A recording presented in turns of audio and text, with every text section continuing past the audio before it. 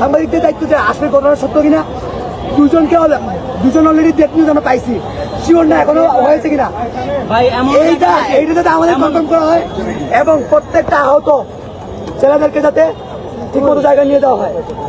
আপনার কথা যে যাবে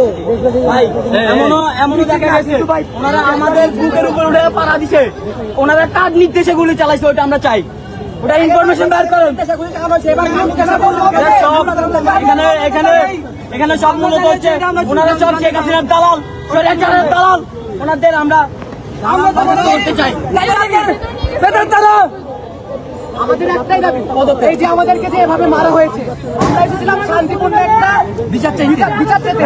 আপনারা জানেন আমাদের বিগত বছরের প্রশ্নতে ভুল থাকে, শিক্ষামন্ত্রীর অবহেলা, আর আমাদেরকে যে কালকে যে মর্মান্তিক ঘটনা হয়েছে, এই মর্মান্তিক ঘটনার পর আপনাদের যে পরীক্ষা দেওয়ার মানসিকতা একেবারে ছিল না।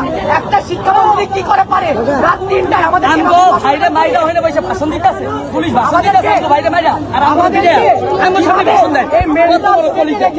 পরীক্ষা দেওয়ার কথা বলে, আবার রাত 3টার সময় বলা হচ্ছে যে পরীক্ষা দেওয়া হবে না।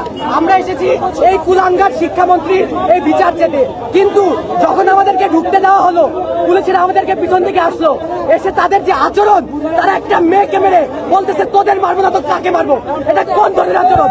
পুলিশটা কি আমাদের সাথে আগের পরিচয় দিচ্ছে? তারা কি ভুলে গিয়েছে যে আমরা এখনো বেঁচে আছি? তাদের এই আচরণের বিচার কে দিবে? নাহিদ, সাজিদ না হাসনাত? পুলিশ কেন এই আচরণ করলো?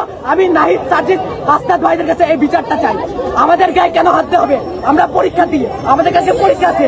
যারা আহত হয়েছে, যাদের গায়ে টিয়ার শেল মারা হয়েছে, তারা এখন কি করে পরীক্ষা নেবে আমাদেরকে বলুন।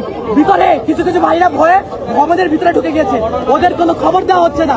আর যারা আমরা বাইরে ছিলাম আমাদেরকে পালিয়ে আনা হয়েছে, এটার কি হবে এখন? জনগণ কিছু